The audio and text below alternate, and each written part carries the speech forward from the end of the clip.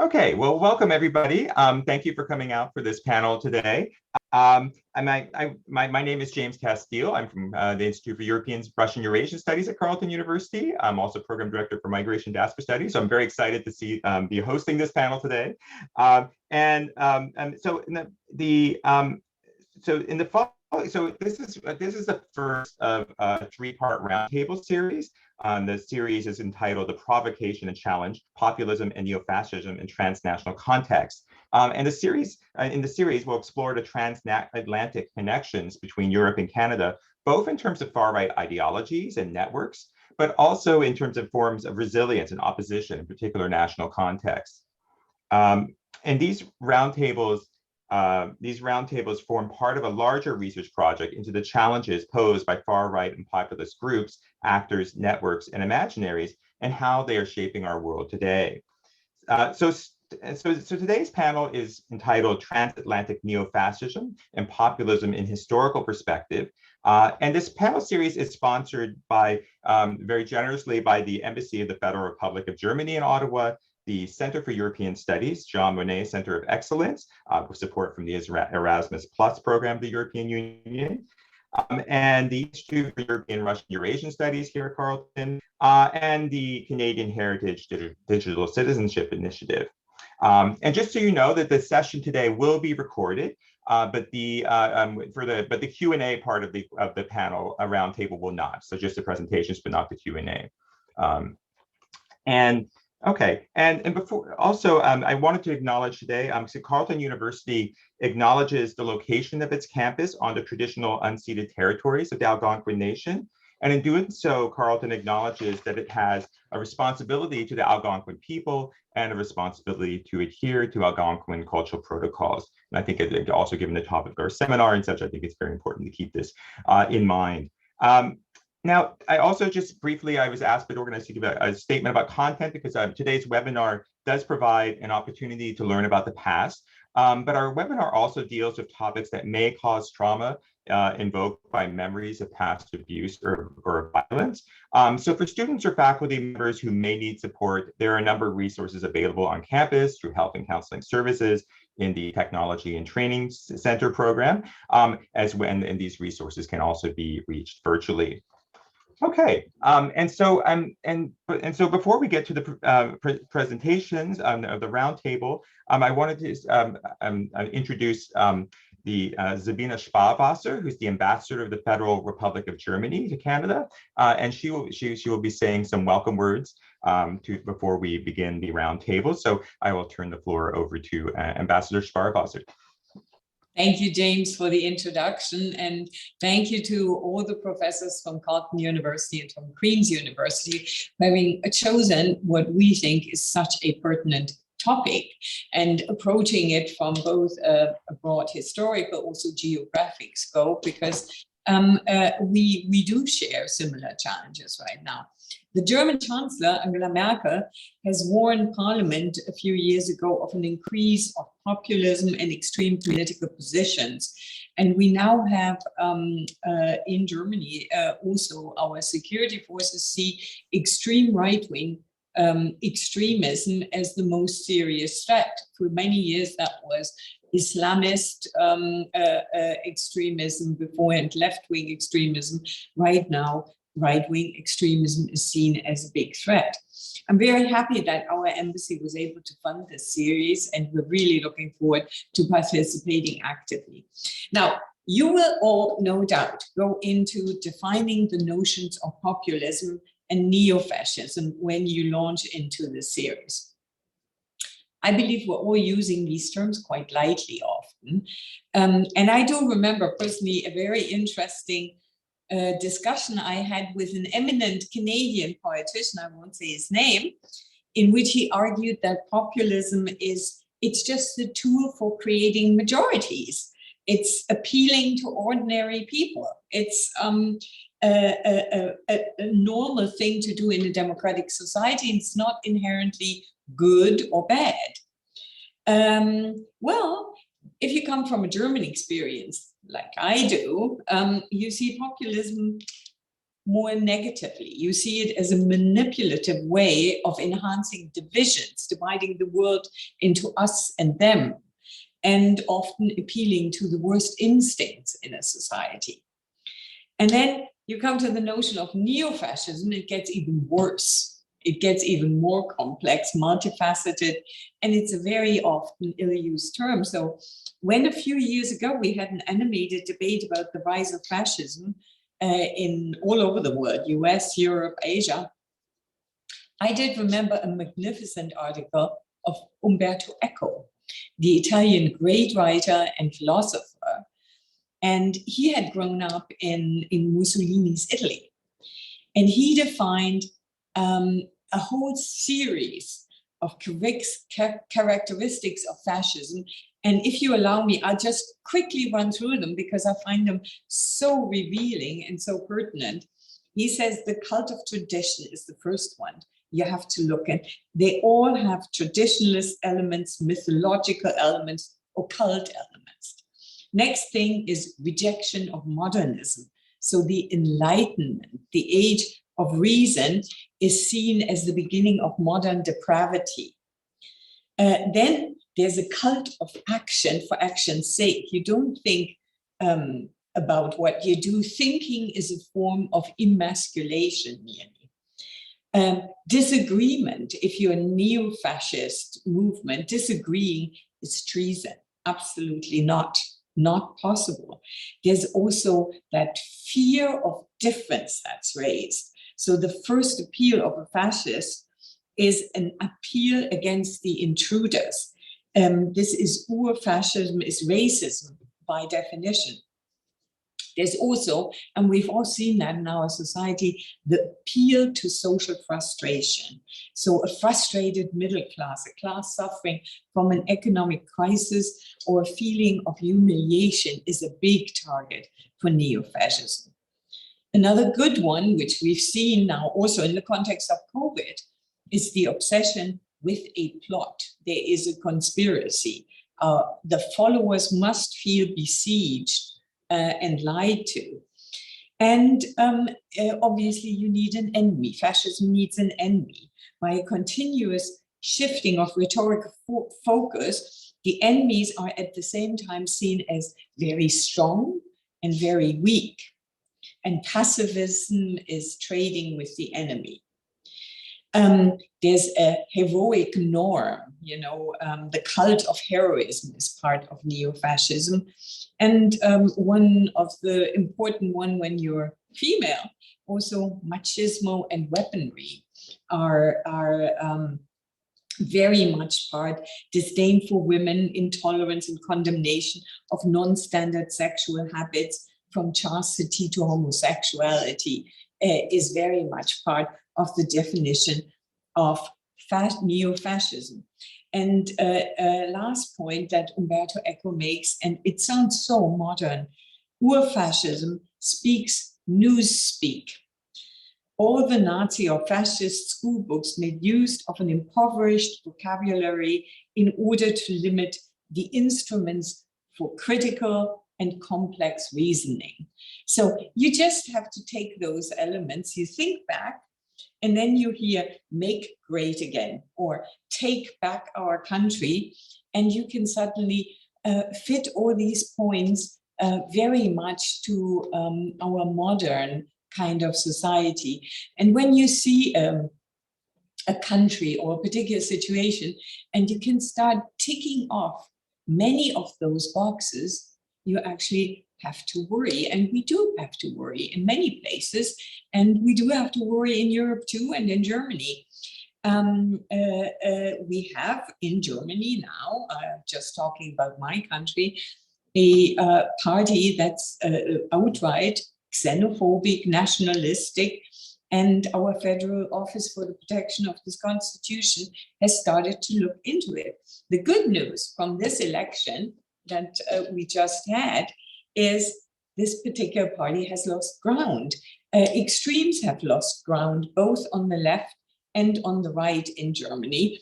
And that is a little bit of good news, but still, we need to look at fascist movements. We need to see how they interconnect around the world, how they are fostered by modern communications.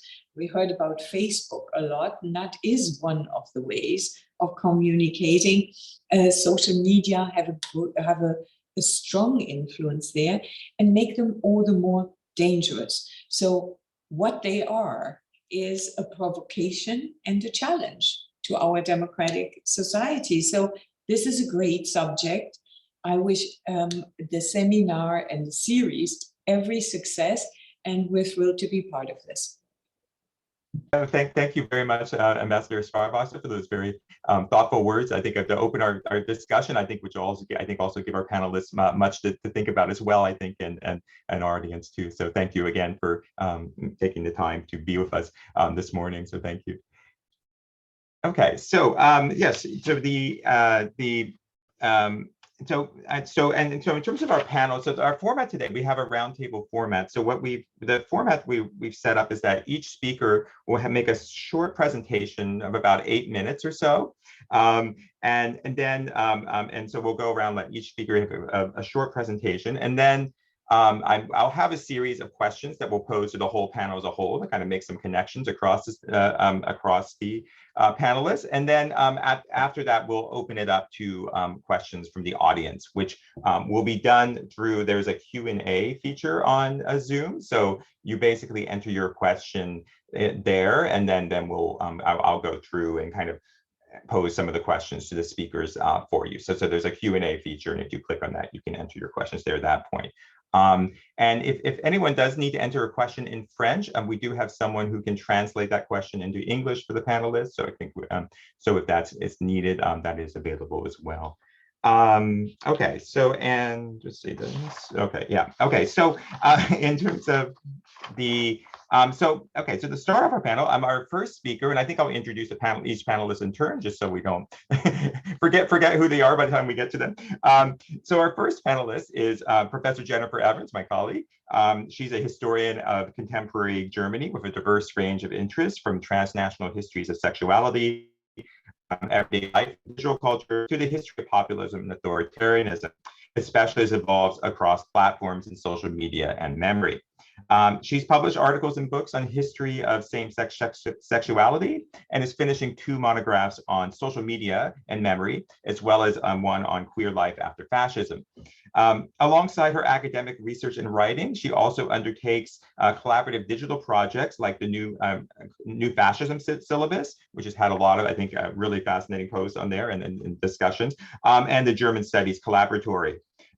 She's also primary investigator of this research project into transatlantic social media networks of hate between Germany, Canada, and the United States, which enjoys the support of the Social Science and Humanities Research Council of Canada, the Social Science Resource Council, and the Department of Canadian Heritage.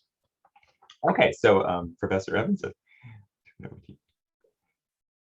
Thanks, James. Thanks so much. And especially thank you, Sabine and Sparwasser, for these really useful opening words in organizing our thinking as we go forward. Before I begin, as one of the organizers of this series, I thought I'd take the opportunity to thank again the organizations and bodies that came together to make this series possible. And there are many individuals who were involved over the summer months, especially, to help make this happen, for which I and the panelists are extremely grateful.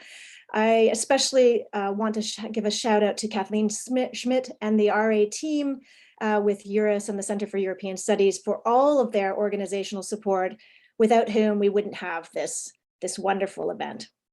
So this roundtable series is, as James said, part of an ongoing research project funded by the German Embassy and the Department of Canadian Heritage on historical and contemporary transatlantic far-right and populist connections between Germany and Canada. It builds on research currently underway as part of the Shirk-supported Populist Publics initiative that I'm also part of, and it's funded as well in part by the American SSRC, also housed here at Carleton, in which I'm the primary investigator. But in total, we are a group of about 10 researchers that range from undergraduate to postdoc students and consultants, with a focus specifically on social media and online networks and users that deliberately miscast history and historical memory to attack liberal values and institutions. This includes the obvious veneration of authoritarian leaders, of strongmen, of far-right regimes past and present, but it also includes a little bit of what Sabine Sparwasser had mentioned through her talk, efforts to promote illiberal values and value systems that turn on the misuse of history itself. So the promotion of ideas that attack the legitimacy of pluralism and multiculturalism, of 2S LGBTQ+, of indigenous rights, of gender equality, that trade on anti-Semitism and Islamophobia, that casts a pall on critical histories of colonialism, that denigrate policies past and present on migration and ethnic diversity.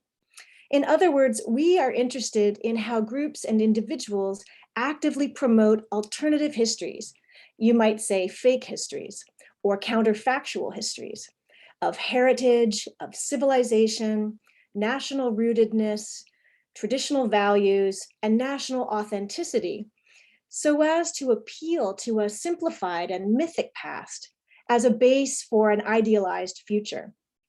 Scholars have shown that this kind of illiberal memory has taken hold mostly in countries that have done the least to confront the divisive historical legacies of their nations, where myths of national memory have become central to the legitimacy of authoritarian regimes. It used to be that we'd say countries with a robust reckoning with the past have created a bulwark against populist ideas. But not only are populist parties carrying weight among the electorate in many European nations, together with their traditionalist platforms, but we are witnessing a dangerous tendency in democratic nations too, sometimes even an outright hostility, towards fully confronting the legacy of past wrongdoings, believing that the heavy lifting has already been done. And I'm thinking here particularly of the place of colonial violence in national memories and ongoing examples of structural racism today. Of course, it is a whole other world online. But we know too that what transpires in social media has a way of percolating out into the world. Indeed, these boundaries between on and offline activity, like national borders themselves, are porous. In our project, we trace the activity of everyday people, groups, and organizations as memory entrepreneurs, as people who trade in alternative facts, myths, and histories, whether to gain followers and adherents, or to shift policy and public thinking, to chip away at democratic institutions and values. They promote counterfactual histories as a kind of illiberalism, an antidote to global problem solving and thinking. In the face of crises that breach borders, be that wealth disparity and the decline of the welfare state, a worsening climate, the COVID-19 pandemic, scarcity and conflict-driven migration, how claims to the past surface to make countries great again and showcase pride in nation, challenges us to remain true to critical historical analysis, a kind that is based on evidence and expertise and committed to analyzing how those dark chapters of the past continue to shape our present. What is needed, we suggest, is a multidisciplinary approach that combines history, sociology, media and communications, and political philosophy, that recognizes too that the challenges we all face, be that in Canada, in Germany, in North America and Europe at large, all have national inflections, but can't be understood in a vacuum and in isolation from global trends. The long-term goal of our project is to trace out the similarities and differences, but also the shared tools and resources that far-right networks and individuals have exploited and used, and how it continues into the present day. Members of our research team will speak today and in the second roundtable on their research into the circulation of knowledge and knowledge producers between these German and Canadian moments of shared history over the longue durée. In addition, we will hear from colleagues in other parts of Europe as they outline their research into far-right masculinities, hate and in-group formation, and also their personal as well as professional experiences with challenges to national memories, be that of the Holocaust or of anti-gender campaigns. Finally, the third panel takes a more rubber meets the road approach look at critical memory, at anti-violence and anti-hate initiatives in the Netherlands, in Germany, and Canada, for examples of ways we might build resilience and strengthen civil society together. Given the urgency of the current moment, I'm so grateful for your attendance and for the support of so many in making this research possible. And I'm happy to turn things over now to my colleagues. Thank you. Okay, thank you so much, Jennifer, for those great opening words. Okay, great. So, so I think our next speaker is Swen Steinberg. He's a historian and lecturer in Migration Diaspora Studies program at Carleton University in Ottawa, and also at the Department of History at Queen's University in Kingston. And he's also a postdoctoral researcher affiliated with the German Historical Institute in Washington, D.C., and its Pacific Regional Office at the UC Berkeley. He's also a research ambassador of the German Academic Exchange Service. His most recent interests are intersections of migration and knowledge, refugees from Nazi Germany and Nazi-occupied Europe, and especially unaccompanied minors. He is the editor of the blog Migrant Knowledge, an organizer of the Migrant Knowledge Network, and member of the German Studies Collaboratory. Okay, so welcome, Sven. Thanks so much, James. Yeah, welcome also from my side. It's a pleasure. And I will start right away with a short paper coming from this historical perspective we are taking here in this panel. So the transatlantic exchange of political ideas or ideologies focused in our panel today and in this panel series, especially with Germany, already started in the 19th century, often connected to migration and incidents like the failed revolution of 1848-49 or the socialist laws in the 1880s. Such migrations remained suspicious. The fear of imported anarchists is only one example, especially in times of crisis and even in the second or third generation. German Americans in the US or Canada had to prove their loyalty in both world wars, but on the one hand, the interwar period and the rising ideologies came with a new situation. Fascism or National Socialism were discussed as an alternative in North America too, after the economic crisis in 1929 and later supported by foreign Nazi organizations. On the other hand, and more from a Central European or German point of view, there has been a specific curiosity related to immigration to North America. In the German imagination of the late 1920s, Canada was still terra nullius without indigenous people and part of a white settler colonial idea, even though Canada was a British ally in World War I. Those are the frictions and contradictions. My short presentation is interested in the long-term meaning of perception of Canada, as well as the Canadian networks that responded to these perceptions with concepts about state or society, especially in times of crisis, and probably alternatives or populist and fascist concepts coming from Europe. When Hitler came to power in spring 1933, the aforementioned fascination for Nazism and fascism had already arrived in Canada, most notably represented by so-called swastika clubs, especially in larger cities like Toronto. These groups played a major role, for example, in the Christie Pitts riot in August 1933, when a mob paraded a huge white sheet with a swastika while attacking Jews in Toronto and shouting Heil Hitler. But this was not limited to people of German descent and the aspect of immigration. Moreover, immigrant diasporas and their press played a role here as well as prejudices like anti-Semitism in the public opinion of the 1920s and 30s, and in general, nativist and nationalist politics.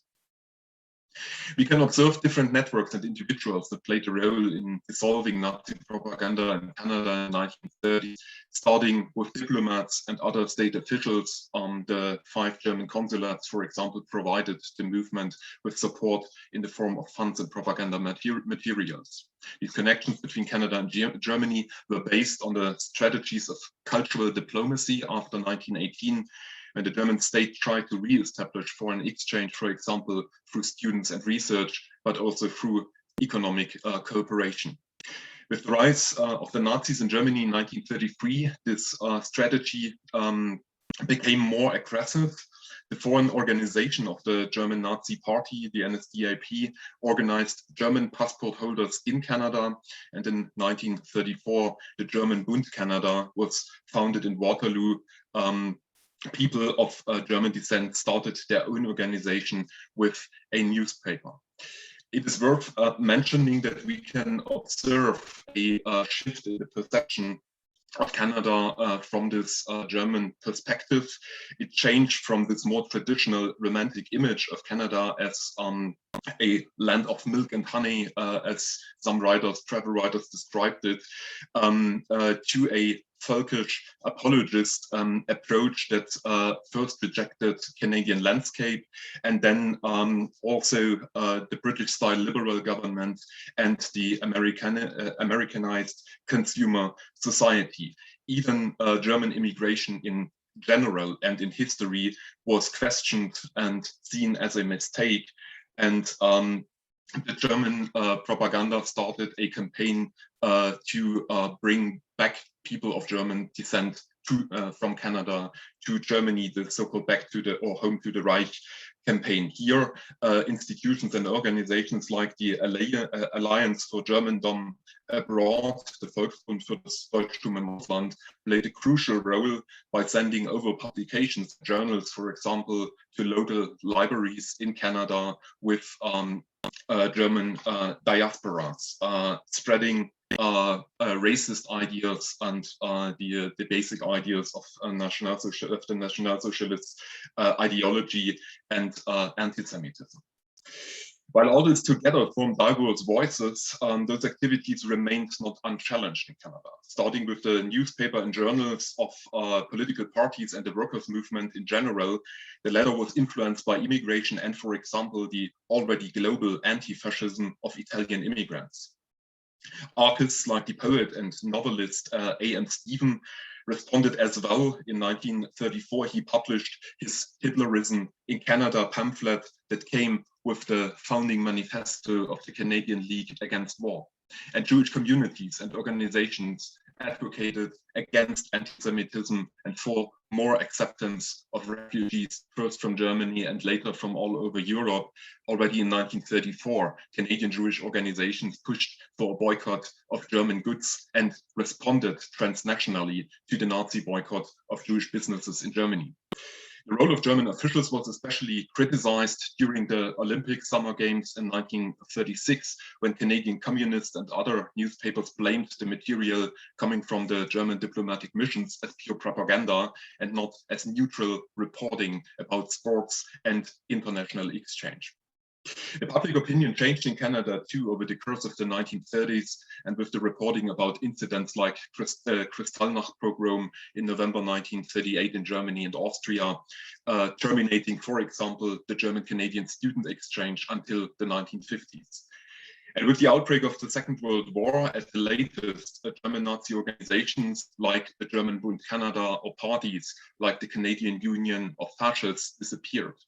While Canadians of German descent were not subject to internment like the more than 20,000 Japanese Canadians, they were in the center of the Canadian debate about the fifth column of Nazi supporters represented in movies such as 49th Parallel from 1941, when a group of Nazi spies arrived with a submarine in Nova Scotia and passed through the country, including a German Mennonite village in Manitoba. And to a certain extent, the propaganda and this campaign that's home to the Reich and return migration campaign played a crucial role and undermined this question of loyalty here.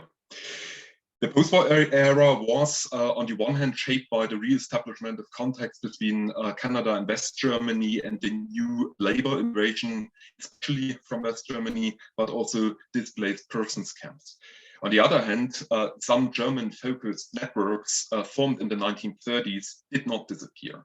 John Ross Taylor, former secretary of the Canadian Union of Fascists, died as late as 1994. Taylor was an associate of Canadian neo-fascist activist Ernst Zündel, who came as a German immigrant to Canada in the late 1950s. Adrian Orkant who formed in February 1934 the Canadian National Socialist Unity Party and declared himself the Canadian Führer, became an important Holocaust denier after 1945 and Zündel's mentor. Zündel also represents a transformation of media, shifting along propaganda from analog propaganda to digital, and David will talk about this in a minute. But my final argument here is not only that history and the historical perspective matters. Moreover, history matters for our understanding of neo-fascism and populism today, represented in transnational networks, but also in a specific generation spanning terminology and symbols and narratives or visions of an almost white Christian or settler colonial idea. This is where fascism, neo-fascism and populism converge until today and across the Atlantic. To decipher or even identify these terminologies, symbols and narratives today, we might need the historical perspective interested in such transnational and global phenomena across generations and decades. Thank you. Hey, thank you, Sven. Thank you for that really fascinating presentation. So I turn now to our next speaker, who is, sorry, my paper here, who is Dr. David Yuza Clement, who's an instructor in the School of Social Work at Carleton University, and he teaches courses on critical community development. David's also affiliated researcher with the Populist Politics projects, with the Populist Publics projects, researching historical and contemporary transnational networks of hate and far-right extremism. David. Thank you, James. Good morning, everyone. Hello again. It's my pleasure to be speaking and presenting to you today. And my presentation, I have a few slides as well. In my presentation, I will mainly speak about neo-fascism that occurred in the 1960s throughout the second half of last century, and I will be specifically speaking about Holocaust denial from a transnational perspective by analyzing Canadian-German networks of that time. When speaking about Holocaust denial, one cannot ignore, as Sven just mentioned, the role of media as a transnational connector. So in my presentation, the issue of media will also be addressed. This case analysis very much looks at what Jennifer Evans earlier today described as an alternative history and memory making. So I'm going to share my screen now to run through a few slides.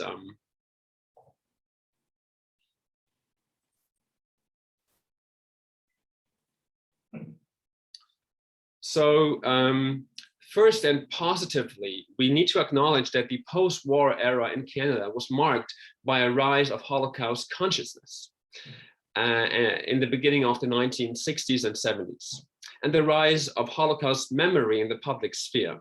For example, the first monument dedicated to Holocaust victims in Toronto was unveiled in 1962. In 1965, Canadian Prime Minister of that time, Pearson, gave a speech in which he called for the remembrance of the Holocaust and for society to remain vigilant, which found acceptance amongst many, many communities. The growing prominence of Holocaust memory is further reflected in universities and schools incorporating Holocaust awareness materials and inviting Holocaust survivors to discuss and engage with students on this topic.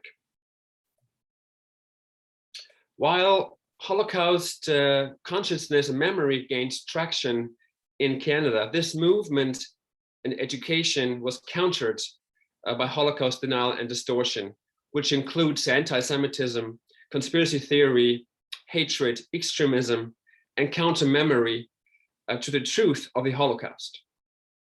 As mentioned by Sven just a few seconds ago, the grounds for Nazism and neo-fascism and anti-Semitism in Canada was already set by people like Adrien Arcand, a French-Canadian fascist and pro-Nazi politician. But as also mentioned, there were also other figures who existed during that time in Canada that engaged and in fact accelerated Holocaust denial and promoted Nazism and white supremacy transnationally. In fact, Ernst Zündel was one of the most notorious Holocaust deniers and prolific producer and distributor of Holocaust denial material. And he was born in Germany in 1939, and Zündel immigrated, as mentioned, to Toronto in 1958 to avoid military service in Germany. And after meeting with Adrian Arcand in the late 60s, Zündel came away with a new and extremist understanding of his German ethnicity, one that he had to protect against, in his view, anti-German propaganda in Canadian society. Zündel, in simple words, aimed at rebranding efforts of German history.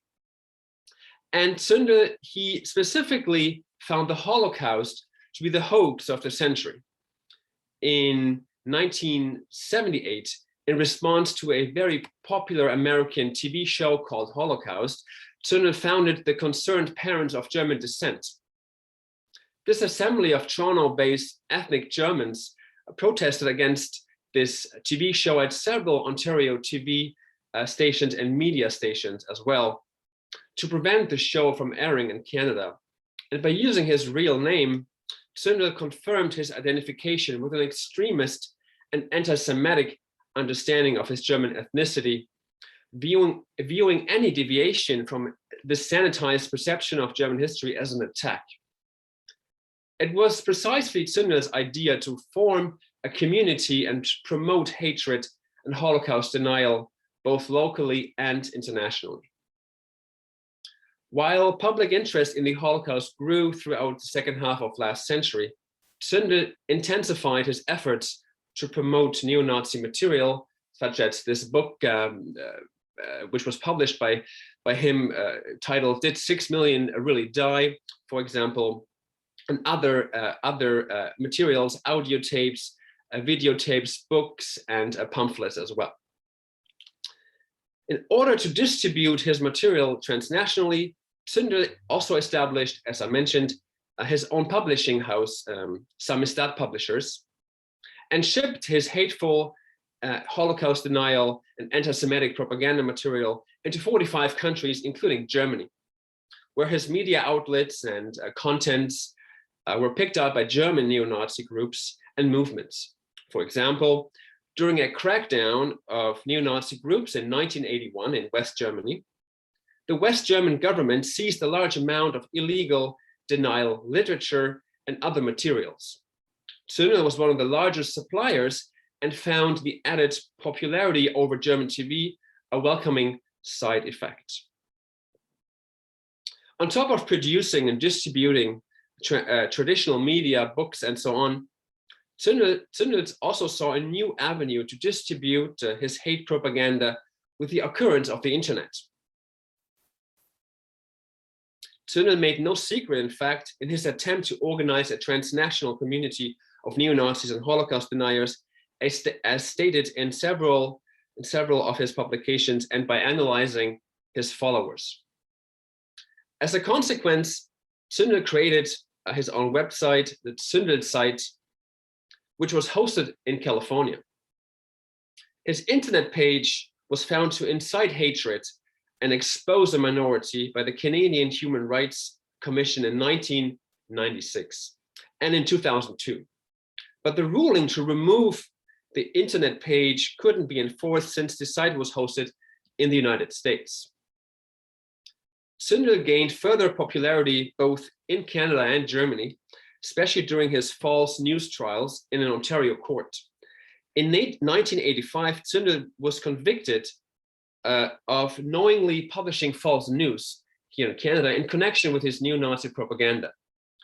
While this conviction was later overturned due to procedural errors, he was retried and again convicted in Canada in 1988. He served almost 2 years in prison before the Supreme Court of Canada ruled that the law against publishing false news was unconstitutional. Furthermore, in 2003, Zündel was arrested in the US for immigration violation and deported back to Canada eventually.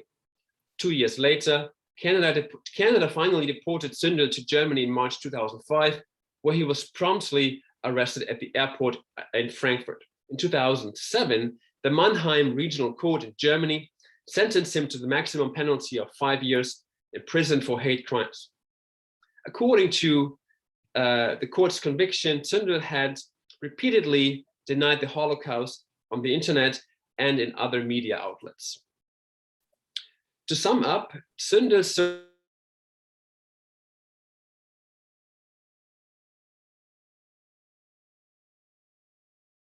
books and so on, and also web-based media works to promote hate, anti-Semitism, and disinformation. In order to better understand far-right movements, both historically and today, and their attempts to create counter-memory, identity, and narratives rooted in hatred and violence, we have to take into account that media and transnational networks play an enormous role. Far-right movements are very adaptable, and they understand how to create emotion, build community, address grievances of wide and very diverse audiences. While it was Zündel who transitioned from traditional media space, books and tapes and videos, to the internet, the far right of today moved from the internet to social media, including gaming platforms, Twitter, Facebook, and Instagram, etc. Understanding the Canadian far right of today and the use of social media will be discussed in our second panel in the following weeks. And I would like to thank you very much, and I'll look forward now to our Q&A. Thank you. Our next speaker is Katelyn Arac, who's a doctoral candidate at Queen's University in the Department of History, working under the supervision of Dr. Barrington Walker. Her research focuses on the immigration of war criminals into Canada after the Second World War and reactions to their presence. Her work focuses on a broad analysis of the Commission of Inquiry on War Criminals and specific legal cases to address how Canada has responded to allegations of war criminals within the country. So I turn it over to Katelyn. Thank you so much. I'm so excited to be here today and taking part in such a wonderful panel series. It's so pertinent to these topics right now. So before I really begin, I would also like to extend the land acknowledgement that was given and honor the land that I inhabit as well. So I'm here in Kingston, and I'm grateful to be a settler scholar situated on the traditional lands of the Anishinaabe and the Haudenosaunee peoples. I think it's vital to recognize the land and the history of these places and the Indigenous peoples who lived and continue to live upon it. So I don't particularly study fascism and populism. However, these topics do influence how Canada has engaged with the topic of justice for war crimes and war criminals. Various interest groups in Canada, of which you've heard a little bit about from Dr. Clement and Dr. Steinberg, lobbied in Canada for a response to alleged war criminals in the country. They provoked dissent among different communities within the country and the state into action. This provocation challenged how Canada perceived itself in regard to judicial action and navigated a transnational discussion on how to respond to Nazi war criminals that had evaded justice. Today, I would like to discuss the 40 years between the conclusion of the Second World War and the start of the Commission to answer three basic questions. Who are the alleged war criminals? How did they get into Canada? And why did it take until 1985 for the Canadian government to launch a royal commission to investigate the allegations of their presence? So in January 1985, an article in the New York Times stated, quote, "Records indicate that Dr. Mengele, who was chief physician at Auschwitz death camp, applied in Buenos Aires for a Canadian visa in 1962 under a pseudonym," end quote. Though the Times article upheld the probability that Mengele was most likely still in South America, indeed, at the date the article was published, Mengele was already dead. He drowned in 1979 after suffering a stroke while swimming off the coast of Brazil, and he was buried under a pseudonym. So he wasn't positively identified until the body was exhumed in 1985. But the potential that Mengele might have entered Canada was too great.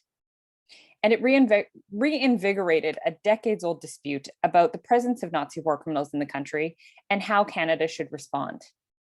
In 1985, the federal government established the Commission of Inquiry on War Criminals to respond to these concerns. The commission was tasked with three directives: determining if Joseph Mengele had entered Canada, whether there were war criminals in Canada, and what legal options were available for Canada if war criminals were present here. In the immediate post-war era, however, from 1945 through 1948, Canada was engaged in investigating and trying war crimes.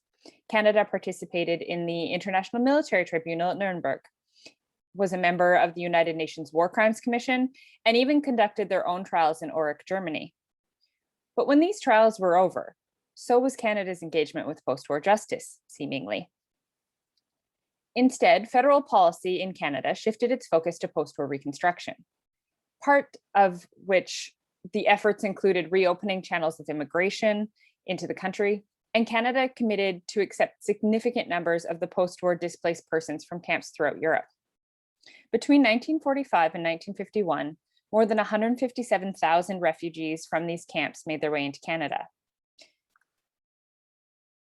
There was very much concern over these migrants from the Canadian public and officials alike about how these people would fit into Canadian society. And as Franca Iacovetta has demonstrated in her monograph Gatekeepers, both immigration policy and the agents of immigration work to select and mold these potential newcomers according to, quote, Anglo-Canadian middle-class ideals, end quote, the very liberal ideas of what Canada should look like, seemingly. And there's a rich historiography about the nature of Canadian immigration throughout this time period, and the hierarchy of preference ingrained in those policies. And this very much links to what the ambassador mentioned at the beginning, this fear of the other. It fits in here so perfectly. It's actually an integral part in Canadian immigration policy. But these potential migrants were also screened. They were screened to prevent the entry of unwanted persons, and there were some lists of people who were wanted in connection with war crimes. But not enough was yet known about who these individuals could be. And some of the alleged Nazi war criminals gained entry into the country. They used false identities, forged paperwork, and often concealed their wartime activities. So I don't want to suggest that a plethora of Nazi war criminals came to Canada. The records don't support that. In Howard Margolian's look into this topic in his book Unauthorized Entry, he actually estimates that, quote, only perhaps 1% of the more than 150,000 European refugees admitted to Canada were suspected Nazi war criminals, end quote, which is quite small statistically. But despite that small number, the Nazi war criminals that were able to find their way into Canada, and some did enter, some remained here, made a life here, and some were even granted citizenship. So unlike Mengele, who I mentioned at the beginning, one example of a war criminal who came into Canada was Helmut Rauke. He entered Canada and he made a life here. Through his example, we can trace how Canada engaged in the juridical process. So Helmut Rauke was a member of the SS and he served in Lithuania.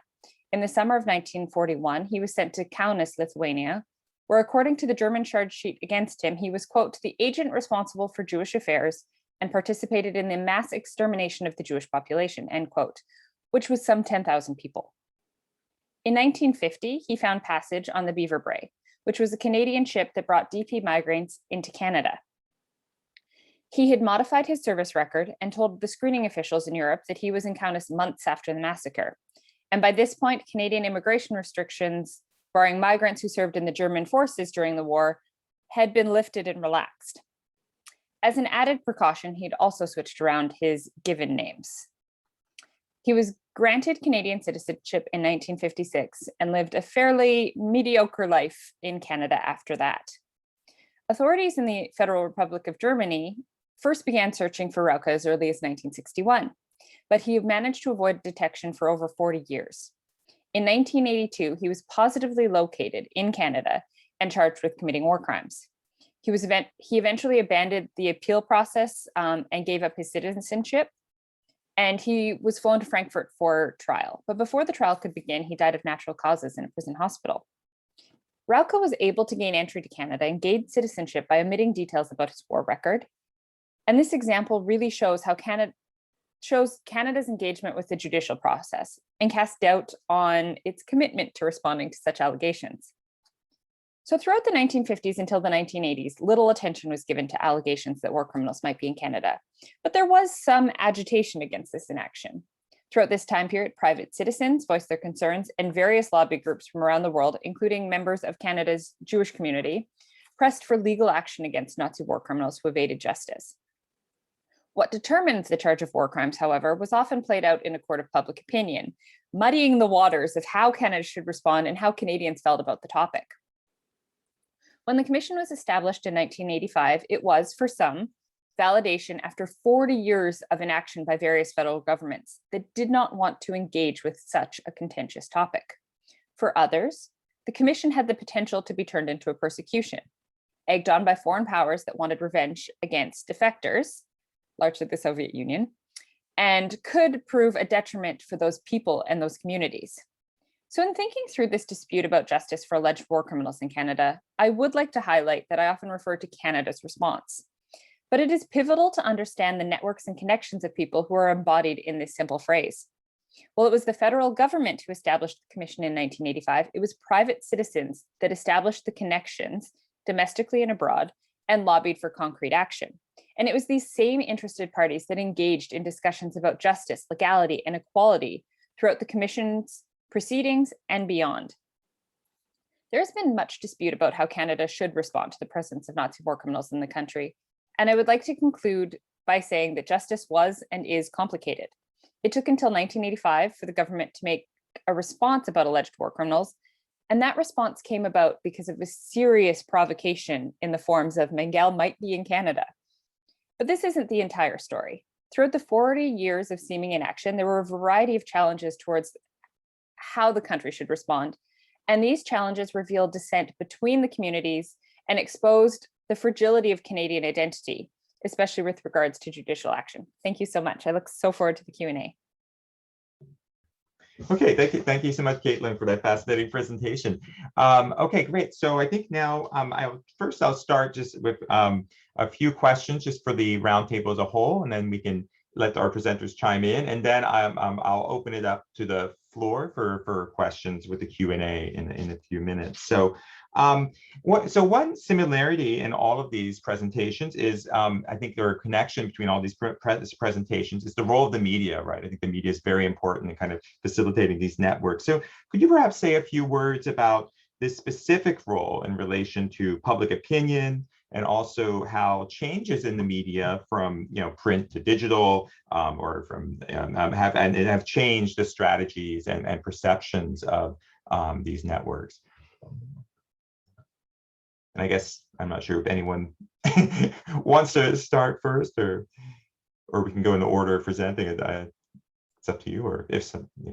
I'll say a few things, and then we can hand it over to the others. I'll just say that one of the things that we historians do well is we assess change over time, right? That is the bread and butter of what history does. At the same time, we don't always pay as much attention to the actual function of our sources. So sometimes we're guilty of reading our sources as though they're all the same. They all work the same.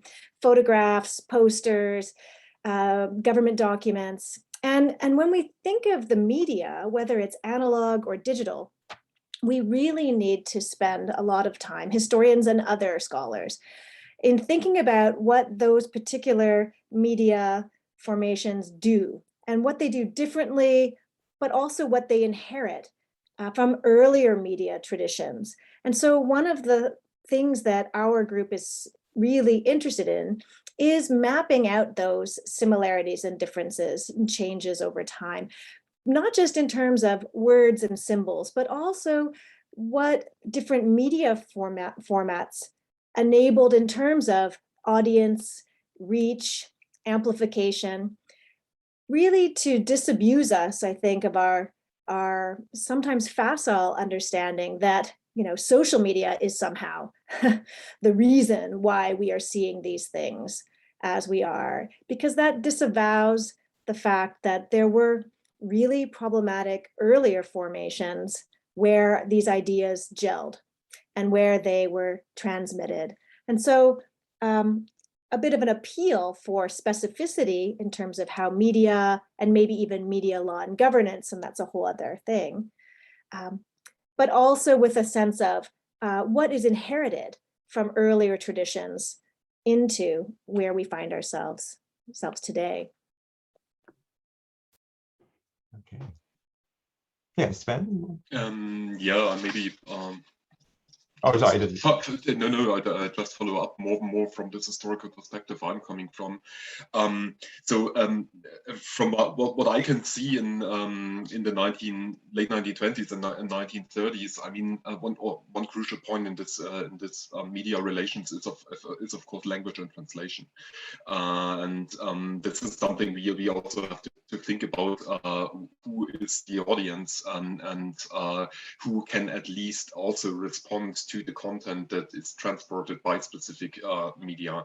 And in the 1930s, with this German-speaking propaganda that was coming on from Germany and partly via the US, so the role of the US in this geographical situation is also interesting, or something we have to take into account. But this reached a very limited audience, and a not German-speaking audience couldn't even access this kind of content. So this is kind of something I can see here as a very specific situation. And compared to today, I mean, what we can observe already in the 1930s is this division in the public opinion. So that specific media formats, specific journals were talking to their own people without recognizing what the others were talking about. So this is kind of the situation we can see here in Canada in the 1930s as well, when you have, for example, an Italian diaspora that organized pro-fascist newspapers as well, and they weren't even recognized by other groups that were on the other side of this debate, and I don't know, in anti-fascist networks. And this is something we can already see, we can already discover in this kind of debates in the 1930s, which is kind of interesting to me as well, as a from this perspective of a historical comparison. The switch from print to digital is not so much part of my story, so I probably hand it over to David and or Katelyn. Yeah, and thank you. I think, as I mentioned in my brief presentation, and I think I called it on my last slide, that's the far-right movement in large is very adaptable. They can really adapt to new environments. And I think this was one of the new environments, was the switch, the transition from traditional into internet media. So which we can observe today with the transition from internet to social media and all these different applications, and including gaming and so on, where recruitment and framing happens. And if you look at some of the Sundler's publications, which I had on one of my slides, we can see how framing works. And I'm not a media scholar, but I'm very much a social worker. But we also know that media speaks a lot to our emotions and to our grievances. And looking at just the titles that Sundler uses in his publishing or even own writing, the Hitler we loved and why. So there's a lot of emotion going, a lot of personal storytelling as well. And Sundler, we also need to understand, by his profession, he was a printer. He was someone that studied and learned to publish and print. So he actually was very professional in what he was doing, very much so in what we see today with far right and other extremist movements, and how they are professionalizing their recruitment and they're addressing various audiences. And it's a very professional way. Attracting audiences on Instagram, Twitter, and so on in the thousands. It's not something simple. It really requires learning and adaptation, and also understanding your audiences. And this is what we can see with Sundler already. Not only the transition from traditional to digital or the internet, but also in his attempt to professionalize and to unite a community globally of Holocaust deniers and conspiracy theorists. Katelyn? Yes, I think I would like to kind of second both of what was just said. So in Canada, you see, in the area that I'm studying and the topics I'm studying, you see very different responses from, say, Jewish communities who are lobbying for this response, and then actually a variety of different ethnic communities who are going, okay, maybe like slow down a little bit, right? They're very much concerned about how they're going to continue to fit in the fabric of Canadian identity, frankly. And a lot of this comes up, especially when Canada is talking about the Bilingualism and Biculturalism Act. This gets really, really muddied. And once that starts transitioning into Multiculturalism Act, it becomes a little bit clearer what some of the ethnic communities are trying to argue for. So they don't quite go the full route of Holocaust denial, but they're going, okay, slow down, be cautious, which is really fascinating, some of the language that's used and how it's used.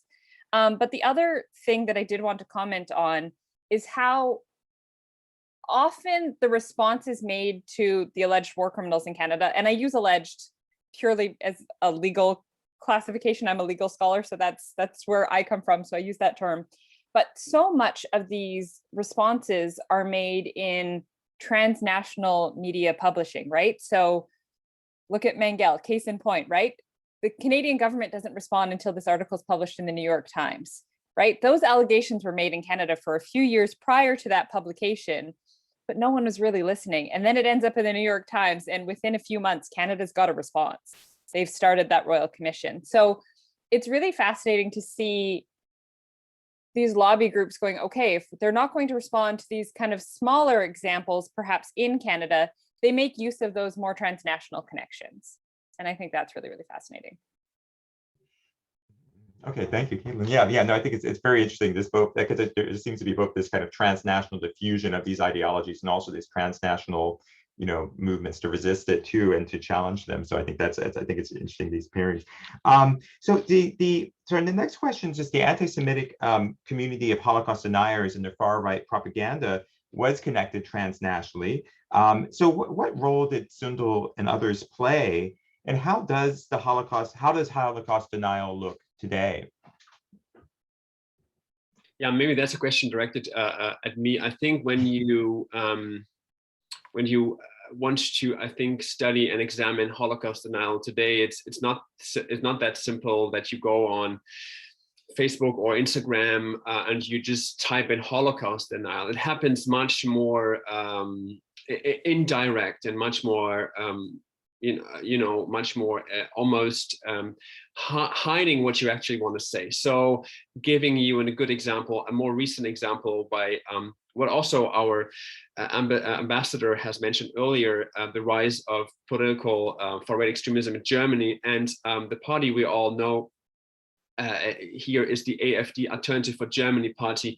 And one very prominent speech that was delivered from one of their leaders was about German history, and very much what we're talking about, so the making of German history, the imagination of German history, and looking at its 3,000 years of prominence. And then the issue about Holocaust denial in this speech came about when the speaker, one of the leading politicians, said, well, the Holocaust and the Shoah was just a small thing that happened. It was so small, it didn't really matter so much, did it? So you see again how framing works, that we need to go beyond the Holocaust. It's over. This is a chapter that has been written. We need to move on. Germans need to move on. We need to get rid of this disturbing past. So this is how Holocaust denial happens within the political sphere. So very hidden, or very subtle, I guess. And there was another question in the chat that was perhaps also directed at me, asking about gaming platforms. Since I mentioned that already, we know that today far-right actors recruit or move into gaming spheres online, gaming adjunct platforms such as Discord and so on. Recruitment happens between live players, but also between on chat forums. And I think one aspect that we also now need to take into consideration about Holocaust denial, but also in general far-right content online, is how on Facebook and other social media, how algorithms work, and how algorithmic technology can push someone to consuming more extremist content. So if you go on Facebook and you're a researcher and you like a bunch of far-right German or Canadian Facebook pages, for example, Facebook starts to promote more material from within this far-right extremist milieu or movement. So you will be consuming, and you will seeing in your news feed, and the same goes for YouTube, you will see more content recommended to you as a consumer. That does not mean that you also will adapt this content and make it and sort of construct it as your new identity, but it at least shows you how these algorithms work and how they also can put you in touch with these contents online. And going back to Tsunde as well, he was, as I said earlier, he was a professional printer and he was a professional publisher, and he and as I was saying in my little presentation, he was shipping his material into 40 plus countries, including Germany. And of course, Tsunde, and you asked me, James, as well, how does Holocaust denial really work? Tsunde was a transnational figure. So he traveled to Germany, to Canada, back and forth. And he actually was a witness on some far-right trials in Germany. He was a mentor to many German young neo-Nazi leaders in Germany and Austria in the 80s and 90s. And he saw himself as a leading figure of a transnational movement. And and as I also said, he was very professional, and he was able to really speak to various audiences, young and old as well. Just to pick up off of something David said, I mean, it really speaks to the state of play in terms of contemporary research into some of these very complex organizations and personalities. And I think, one of the challenges is that researchers still, especially in history, are, we really approach our subjects in a very siloed fashion, right? I mean, we have made overtures to transnational networks and circuits and exchange of ideas, but in practice, it's actually really hard, and it requires a ton of resources. So, I mean, as David was speaking, I was thinking instantly of some of our wonderful colleagues in the US that are doing some of this research on sort of American-German connections, some of our German colleagues that are doing this research. But in what we're proposing, which is this triangulated sort of, media culture, which is obviously so much more than that. It really is a struggle to be able to do this kind of work effectively. And yet that is absolutely what we need to be doing, to trace the movement of ideas and images, the conversation that, doesn't care if you're a German historian or a Canadian historian, right? And so to really develop scholarly strategies and conversations and communities that work collaboratively to be able to offer critical analysis and feedback on this issue. It really, in a sense, challenges all of us to do our work very differently. And I think it really needs to be said, because it is what it's going to take to do this subject justice. I think it's definitely, I think you really, and I think in these presentations, you really do see these kind of transnational connections and networks and how they both work at propagating this in different ways. And it's really fascinating to see this kind of how that's mapped out. I think is really important work, but obviously the sources, it's much harder to get at that. So yeah. So the third, and another question, just how have identity politics played a role in Canadian responses and in transnational networks and connections? So we'll leave that. I can start, I guess, on this one. So in what I study, that image of the Canadian liberal identity is very much at the heart of this, right? So the communities who are arguing both for and against a very overt legal response against the war criminals in Canada are tapping into this idea of liberal ideology. So they talk a lot about multiculturalism and cohesive responses and things like that, in a way that almost challenges that identity itself.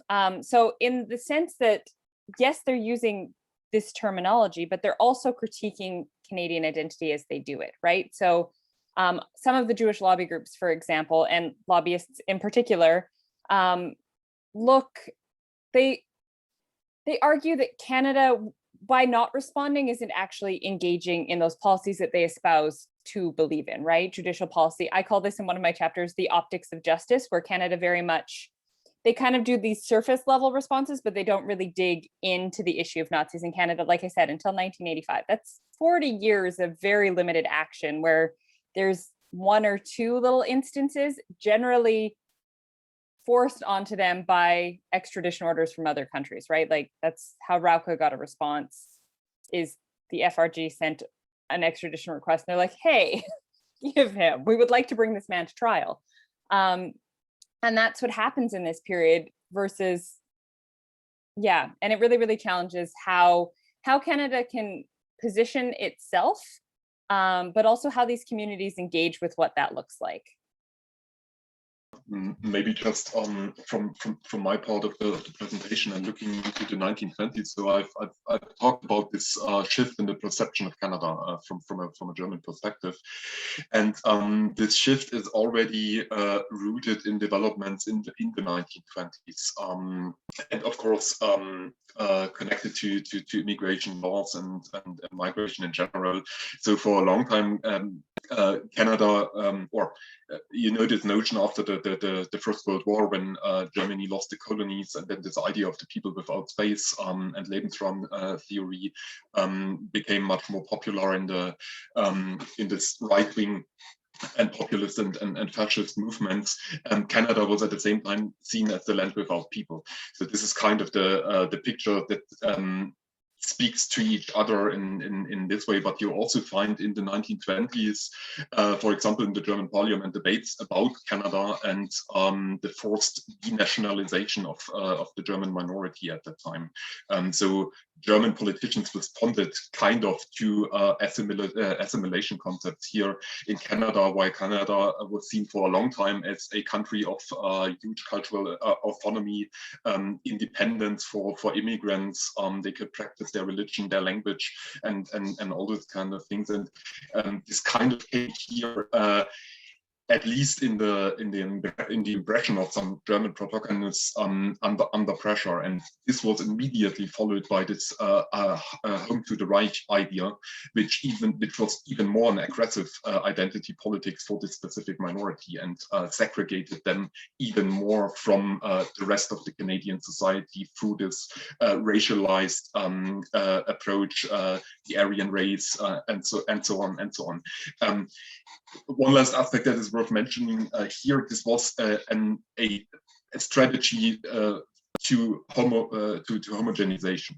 So this was kind of the idea behind this, but this wasn't successful for any person of German descent in Canada. So we found we can identify many other people, many other groups. For example, Jewish immigrants, but also other Christian religious communities, and they didn't even respond to this kind of Nazi approach to, I don't know, make a difference between them and the others. This kind of propaganda efforts we can see in the 1930s. So I would say that this kind of development is much more complex than it is as easy as it sounds when you look into this, I don't know, German publications and the German propaganda.